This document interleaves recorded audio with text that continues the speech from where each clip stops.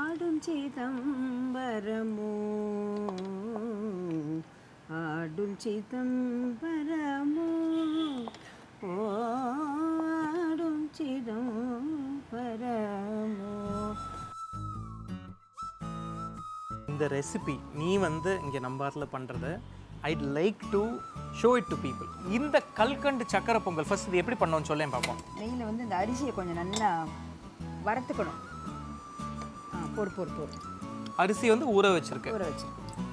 நல்லா புழிஞ்சு போடுறது, ஈரத்தோட போடாத. எவ்வளோ ஒரு கப் இருக்கு? ஒன் மெஷர் ஒரு அழாக்கு. ஓகே.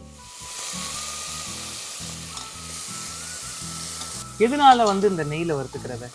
நெய்யில் வறுக்கிறப்போ அது ஒரு நல்ல எசன்ஸ் ஸ்வீட்டுங்கிறதுனால இது வெரி நைஸ் அரோமா. அந்த வாசனை எவ்வளோ நல்லா இருக்கு, எவ்வளோ நல்லா இருக்கு அந்த வாசனை. ஆமாம், நெய்யும் அந்த ஊறின அரிசியும் சேர்ந்து பொரிஞ்ச அந்த வாசனை இஸ் ரியலி நைஸ்.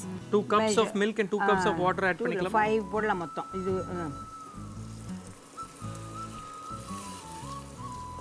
தண்ணி ஆட் பண்ணிடலாமா?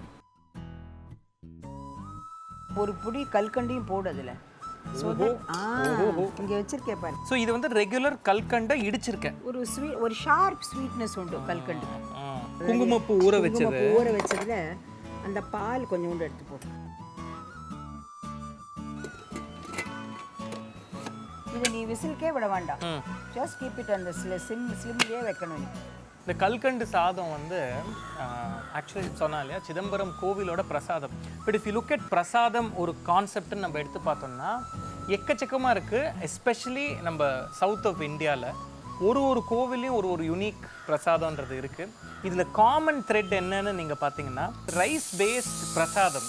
ஏன்னா அவ்வளோ அபண்டன்ஸ் இருந்ததுனால ஒரு கிராமத்துலேயும் அந்த ப்ரொடியூஸ் முதல் விளைச்சல் வந்த உடனே அதை வந்து கோவிலுக்கு கொடுப்பாங்க. அந்த கோவில் in turn put it to use.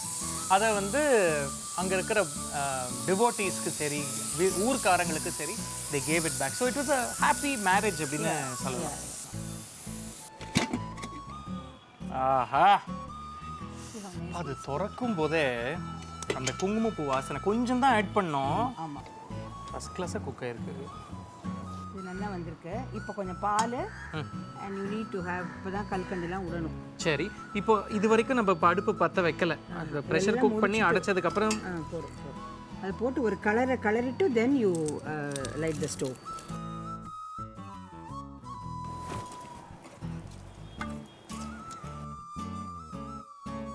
கொஞ்சம் ஒரு லைட் ஒரு எல்லோ கலர் இருக்கிறது வந்து அந்த இவ்வளோண்டு ஆட் பண்ண குங்குமப்பூனால இப்போ இன்னும் கூட கொஞ்சம் குங்குமப்பூ ஆட் பண்ணணும். இந்த colour will just change. It is just beautiful. இது வந்து சாதாரணமாக இப்போ செராமிக்லாம் கூட கிடைக்கிறது. But marble is the best. அந்த ஸ்டாண்ட்ஸே தெரியாது. நல்லா மையா இழைச்சி அதுக்கு மேலே இழைக்கிறதுன்னு பேர். Oh my goodness, just look at the change in color.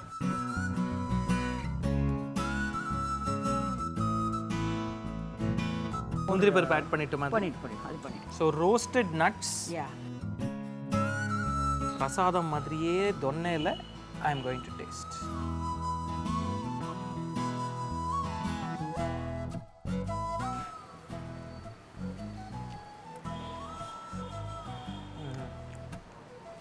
ஆஹா, பர்ஃபெக்டாக இருக்குது. This is just amazing. ஏன்னா இந்த கல்கண்டு பாத், கல்கண்டு சாதம், whichever way you call it, has subtle flavors. First of all, நம்ம அந்த அரிசியை வந்து நெய்யில் நல்லா வறுத்ததுனால அதில் அந்த அரிசியோட வாசனை அண்ட் அந்த நெய்யோட வாசனை சேர்ந்து கூட ஆட் பண்ண அந்த சாஃப்ரன், பாலில் குக் பண்ணது, பாலுக்குன்னு ஒரு வாசனை. It is just amazing.